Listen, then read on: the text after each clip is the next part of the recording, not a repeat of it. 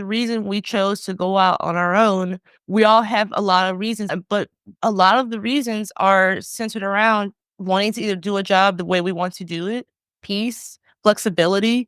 And when we sort of step back into the role of, I'll just take this client, we all know headache clients. And it's not necessarily a headache because they are a headache. It's just misalignment.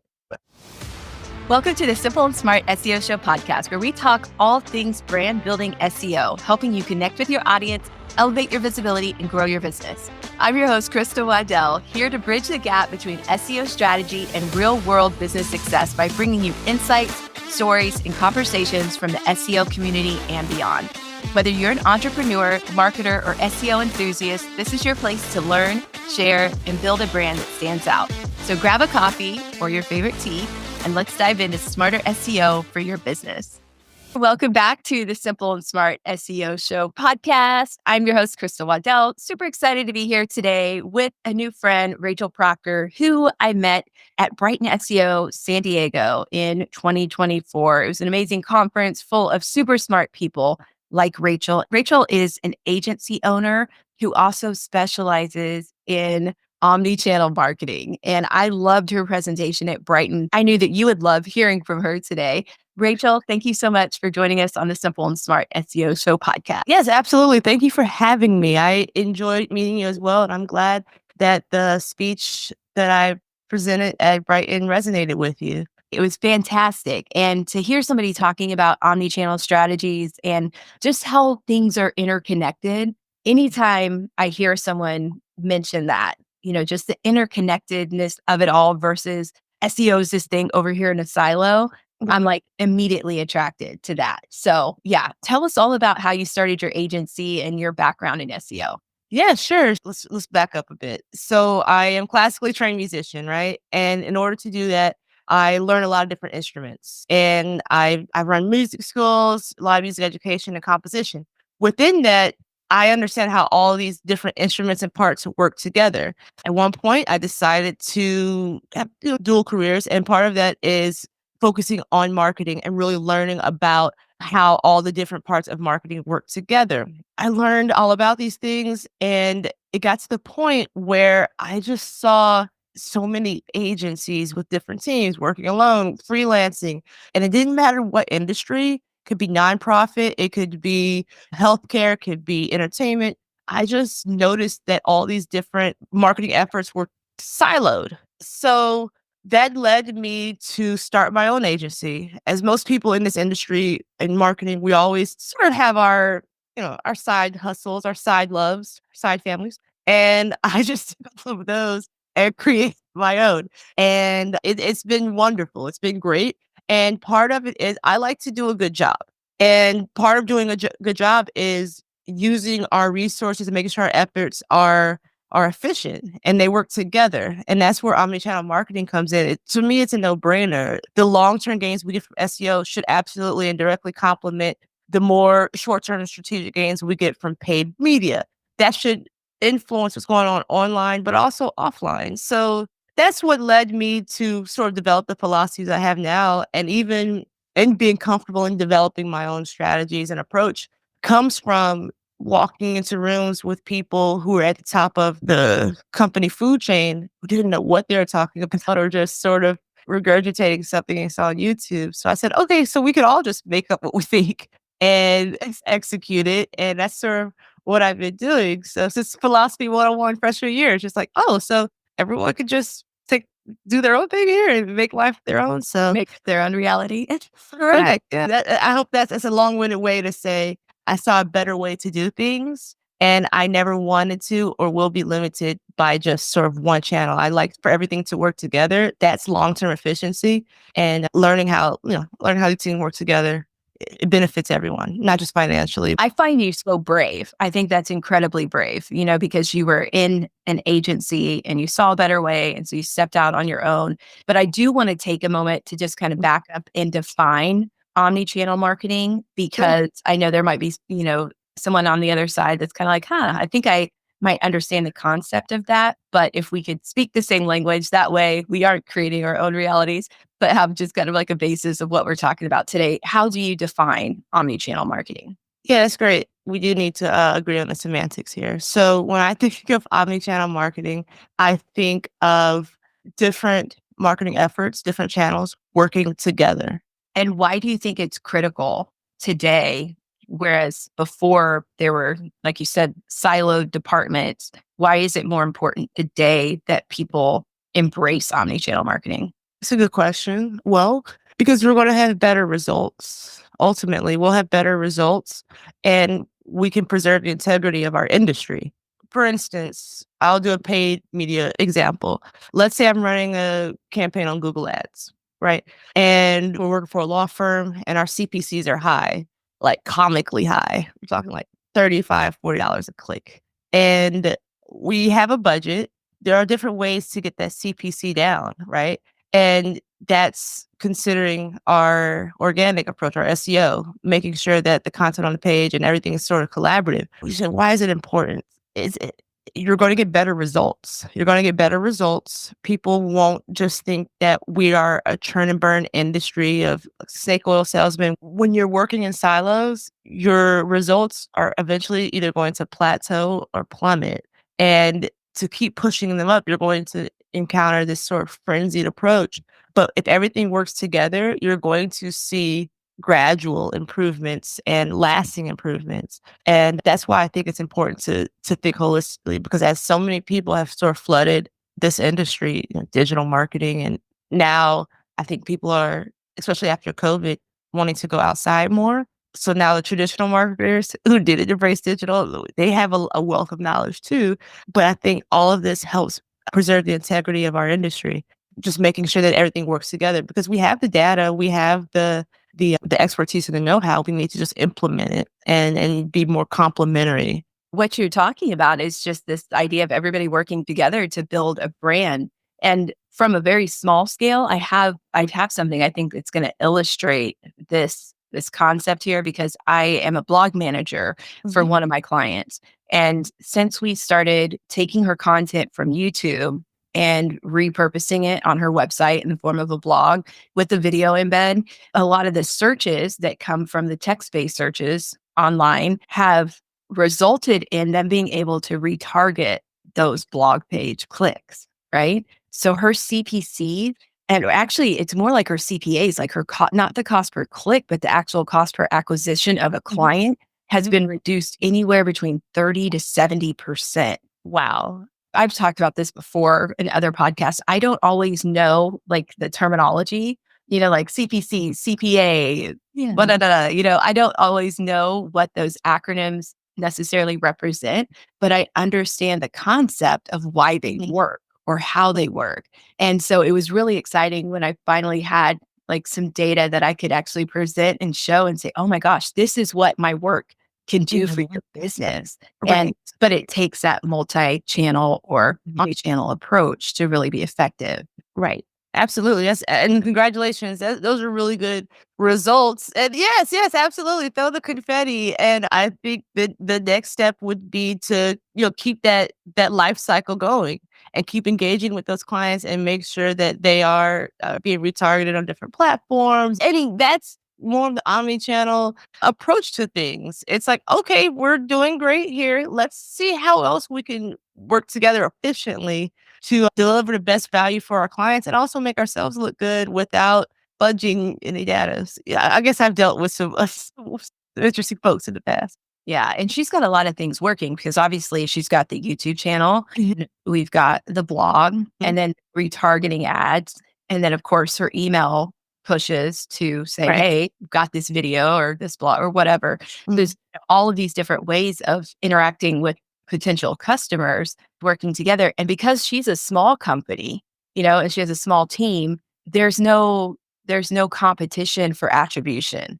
It's just like, hey, this is what we're working for. And these are actually the outcomes that we're seeing. And so we want more of these, but it's not, we're only going to give credit to the YouTube channel for this, or we're only going to credit to Crystal for this. Although she did say, I attribute this to the work you're doing on the blog. So I will take that praise. You know what I mean? Absolutely. But I loved that I could see that in action, where it's like you could have all of these different channels, but ultimately they're all pointing towards the same goal, which was selling this particular product.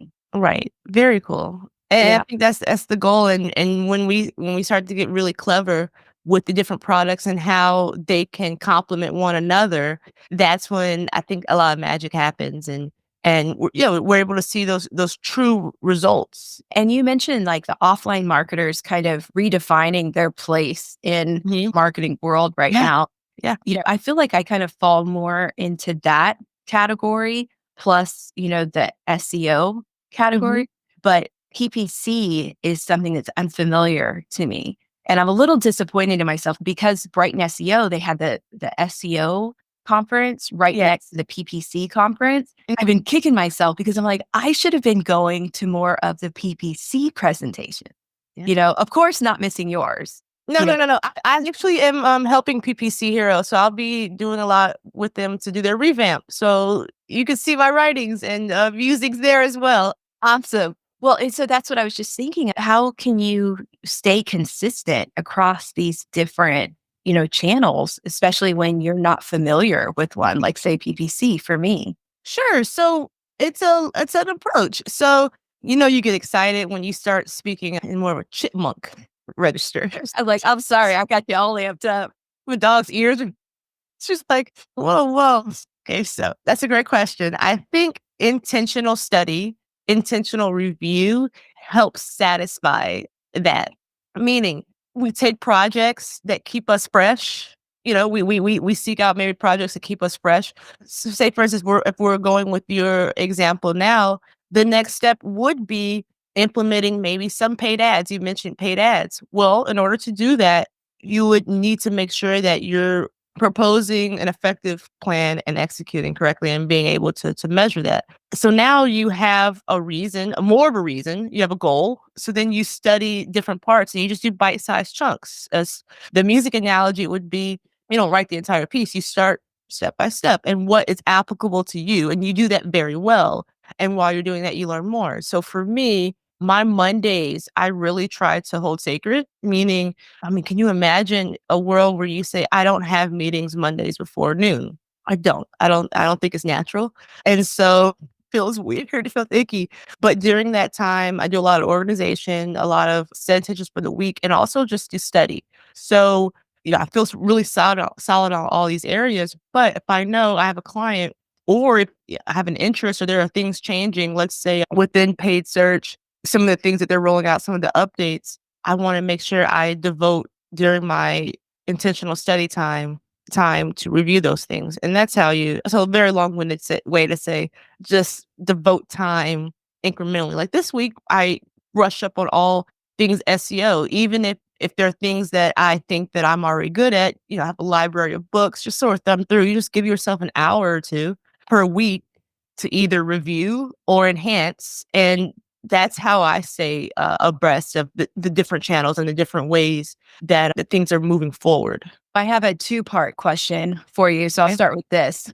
In regards to, say, mapping a customer journey, I'm never hearing from you or about you before to the actual purchase or conversion situation. Is there a place where like SEO fits and then PPC fits or social media fits? Anything that you've discovered that's not necessarily hard and fast, but like guidelines in that funnel? I work a lot right now in the B2B space. I like how the potential for structure is. And I focus a lot with something called account-based marketing.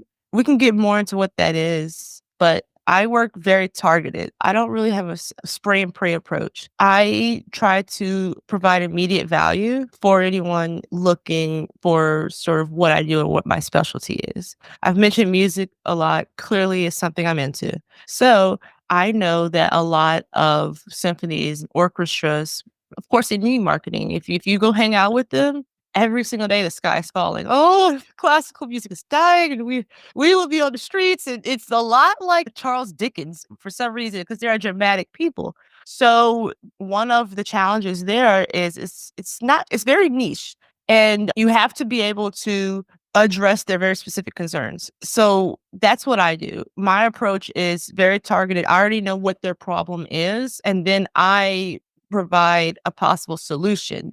And my solutions are either workshop based consultative base, or my agency will take on and help plan and execute what you need. That's important because a lot of times these more niche organizations don't know exactly how to find what they're looking for. So that goes organically. I have blogs that say how to hire a marketing director, how to hire an agency.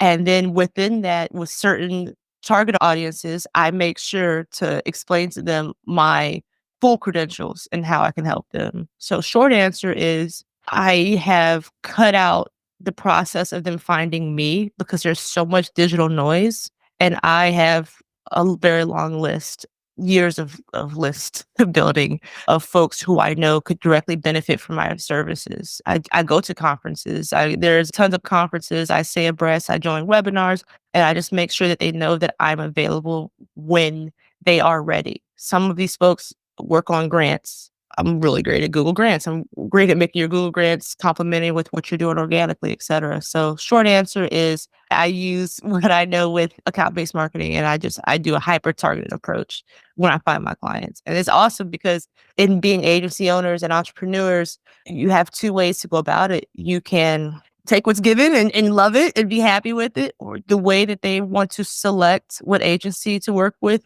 You can have that same level of discernment with the clients you take based off of what you know will succeed. And I think that's the difference between just that churn and burn versus providing real value. You said so many things there that I'm going to have to address just super fast before I ask my next question. Number one, the fact that you said joining webinars as, kind of a marketing strategy and staying top of mind. I'm like, that's the first time someone has dropped that little nugget as opportunity for branding, because we're like, how do you stay visible? How do you increase your visibility online? Getting in front of the people who make decisions about the services that you provide is super smart. So I love that one. I love the, attending conferences and then determining who your right fit clients are. Because initially as entrepreneurs, so many times it's like any business is good business, Right. until it's not. I feel like you've just given us all permission to really sit down and define who's the client that I can work with that's going to be the most mutually beneficial relationship. So I love how you said that, not just take what you can get, is position yourself for what you want. Well, there's all different ways to make money, right? You could rake leaves, you could do all these different things to make money. But the reason we chose to go out on our own, we all have a lot of reasons, but a lot of the reasons are centered around wanting to either do a job the way we want to do it, peace, flexibility.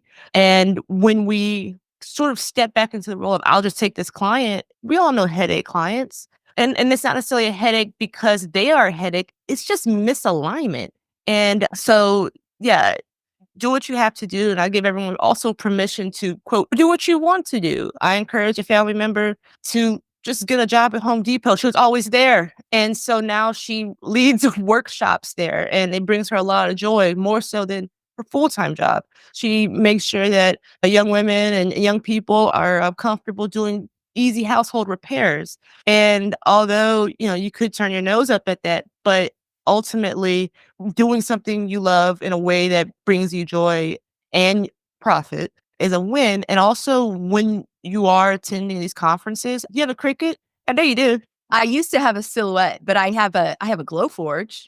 Okay, Miss Fancy. Unlimited mixed marketing. When I'm on these webinars, I have on my hoodie, I have on a sweatshirt, I have nice embroidered things. It's passive branding. So it looks nice, right? There's entrepreneur run group. Why would I wear Nike when I have my own branding?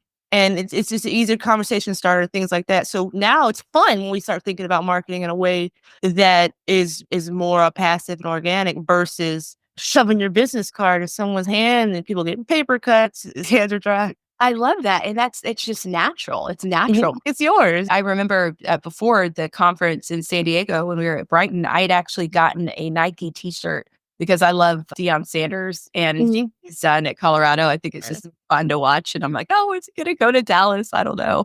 I wanted to get, simple and smart SEO put on the back of it, because the front of it says, I ain't hard to find. Right. Is kind of a play on SEO. So I thought that was really fun. So those t-shirts are so hard to find. I will tell you that. I feel like Deion Sanders is a great embodiment of the omnichannel approach. Like, you can't tell the man what he can and cannot do.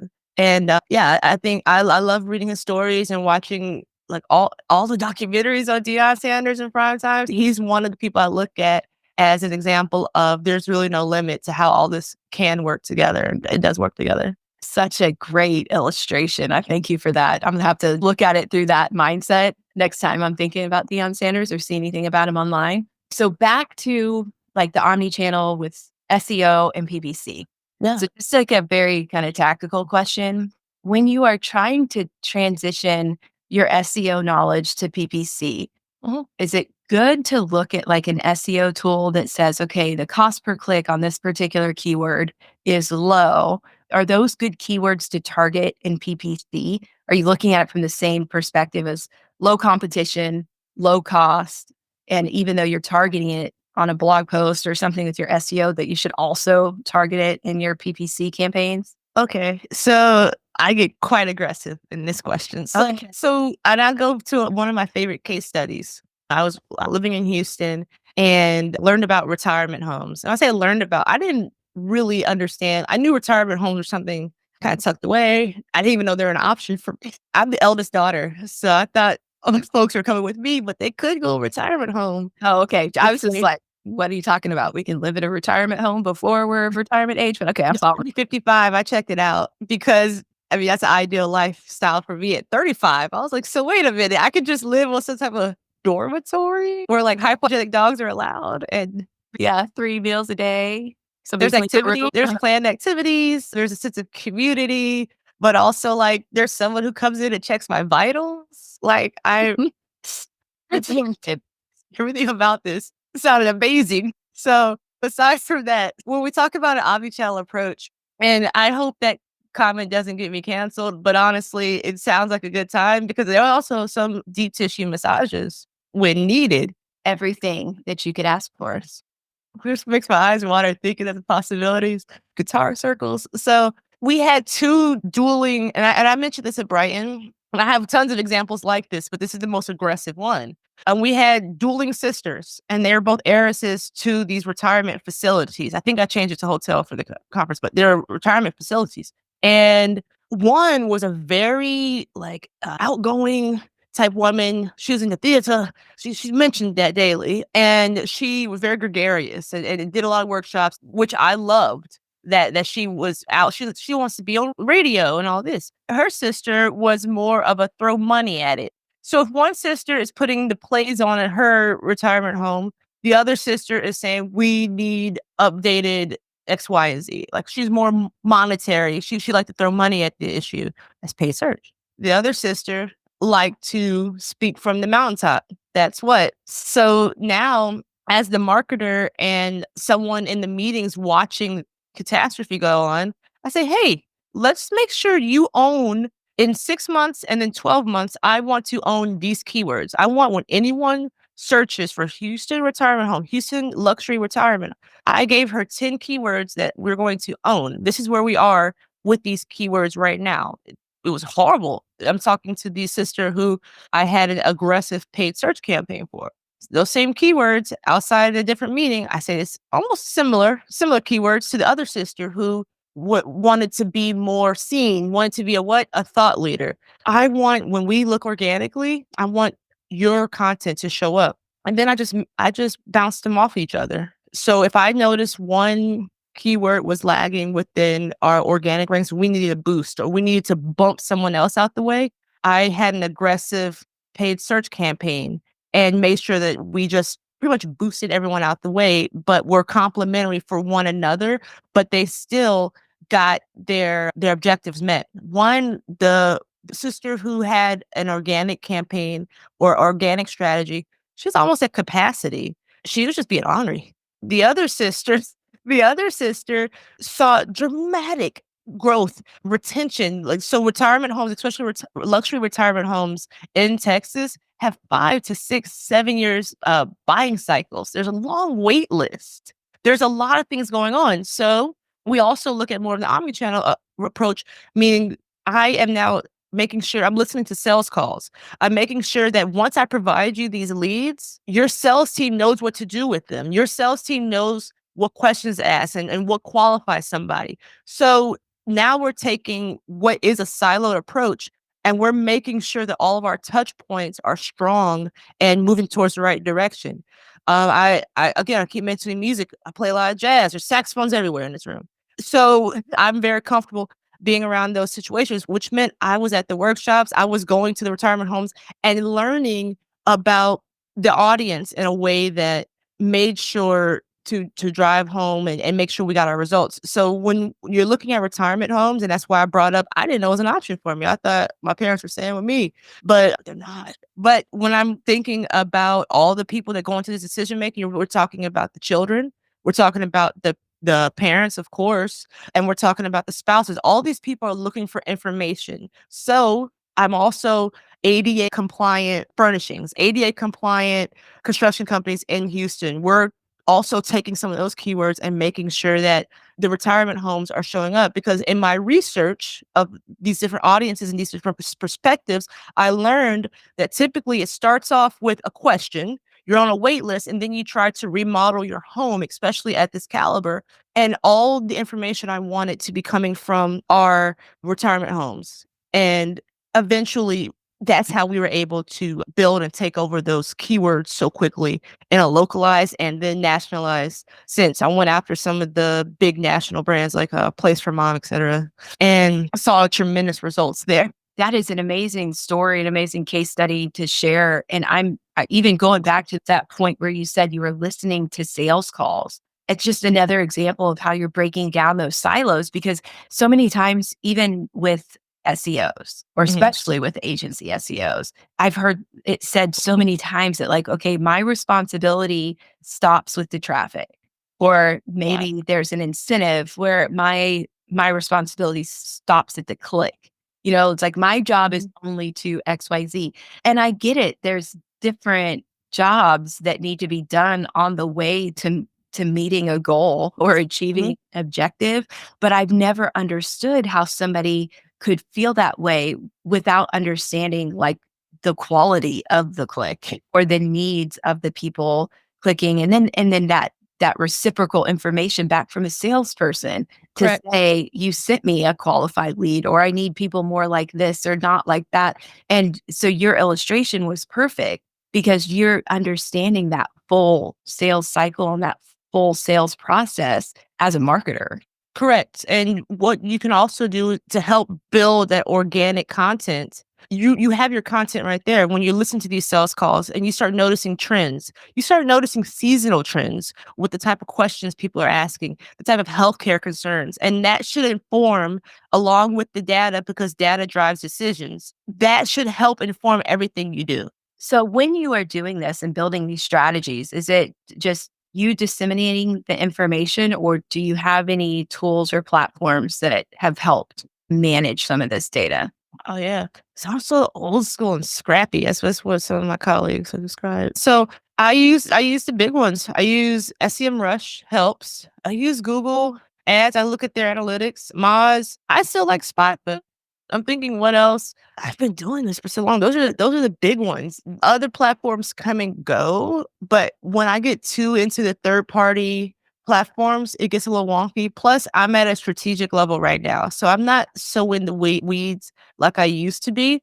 And when I do get in the weeds, I still fall back to those tried and true platforms. HubSpot is one too when I'm thinking of just the whole client cycle and organization. So that's a good question. And I don't have a super sexy answer. Unless I'm sponsored, then my answers will be more pointed. I love that differentiation between, strategy and executing tactics.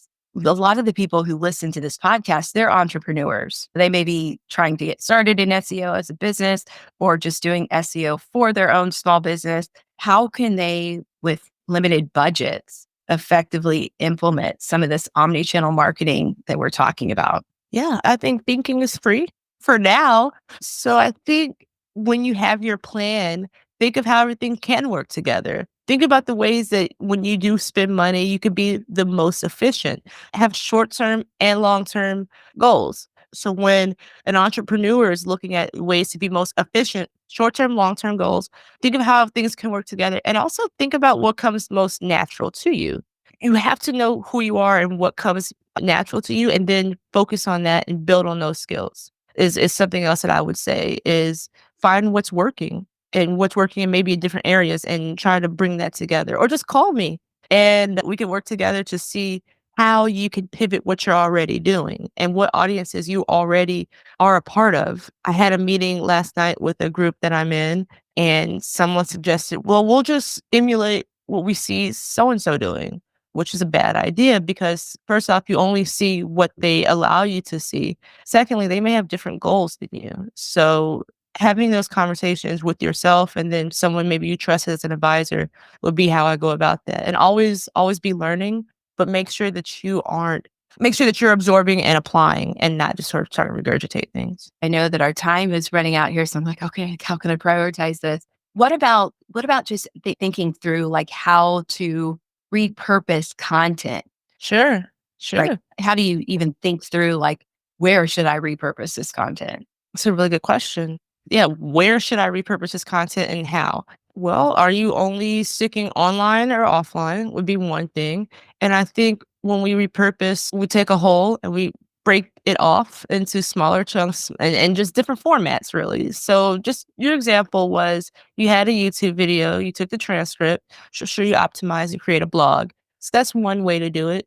But also in our emails, we can have different quotes and things like that. That's a really good question. I would say with the repurposing, make sure it's a part of your overall plan. And when you do create content, especially in a digital way, just use it at least maybe 2 or 3 times in different channels as you see fit. And don't be afraid to, when you are repurposing, create something totally new. It's quite the when you're repurposing, I feel like it has to go with your marketing plan. And then you take that content and you look at it from as many different angles as possible and as different audiences. And similar to what you do, you also have the podcast. You also can have email chains. You also can have a different ebooks. You can have different workshops. There's different things that you can do to provide that value.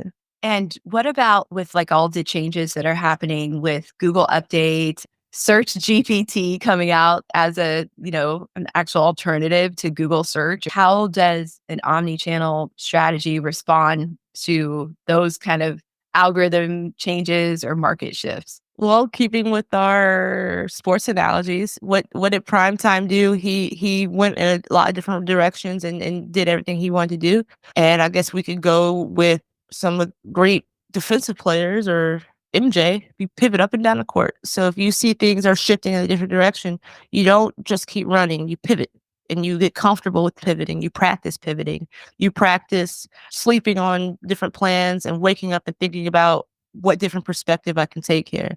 And I think another practice would be practicing a level of detachment from what you think something should be doing and look around and be ready to adjust when needed, but also be confident and grounded enough in what you want to do to say, no, we're going on this course. And that comes with experience. And that comes with having a sound foundation with your marketing.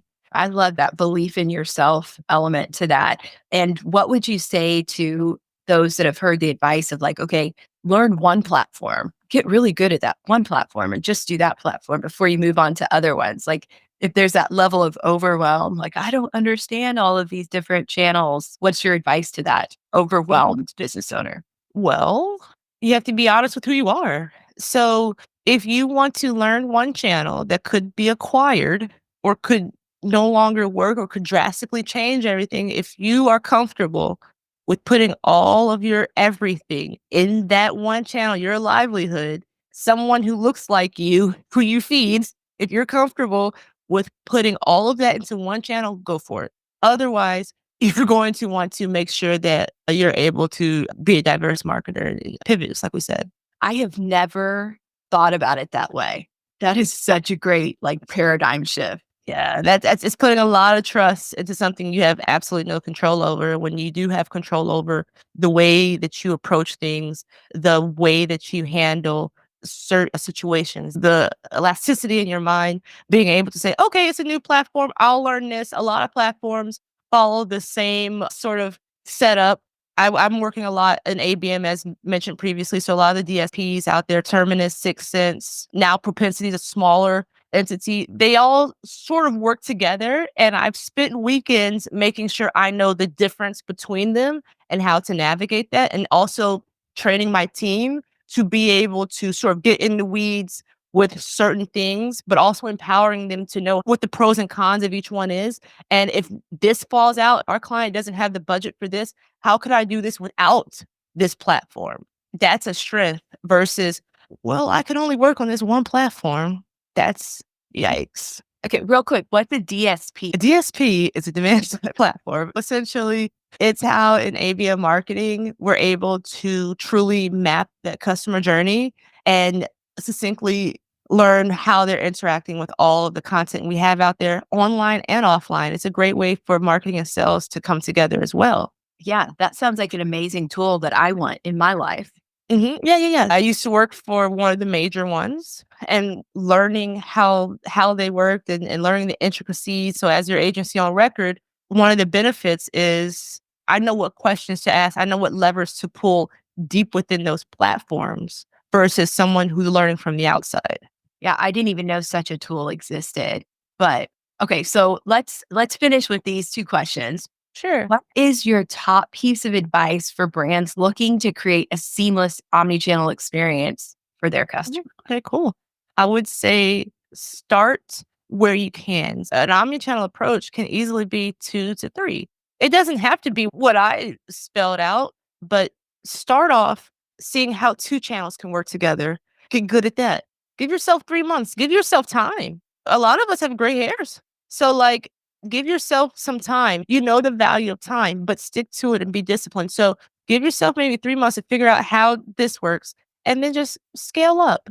You don't have to tell anyone what you're doing, but just give yourself time, give yourself grace, but find out ways these can work together. Earlier in our conversation, we talked about paid search and and how sort of they work together. Spend 3-6 months making sure that that is tight, and then loop in something else and just build on it.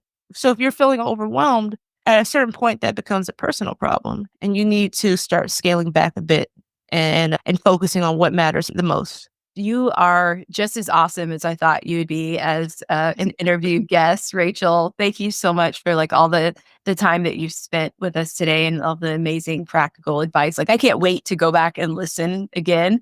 If someone is interested in connecting with you in terms of hiring you as their agency partner, how can they get in contact with you?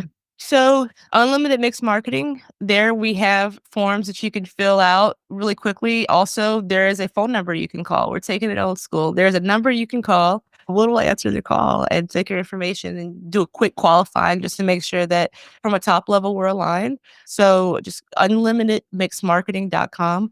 Also search me on LinkedIn, shoot me a message that way, and I'd be happy to connect with you. I'll make sure to add all of those links for Raycheal in the show notes. An omni-channel approach, including the telephone. Who knew that could be a part of our marketing efforts? We have to answer the phone though, right? That's the hard part. Yeah. Just shoot a text to the number if that's where you're most comfortable. If you FaceTime me at a certain time, you might, get the cool sunset with me, but otherwise, there's multiple ways to reach out, and I welcome the alignment. And if not, I have a great network, and I can make sure that hopefully you end up in the best hands possible.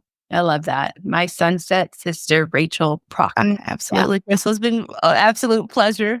And for you on the other side of the headphones, I will see you next week. Thanks, Raycheal. Thanks a lot.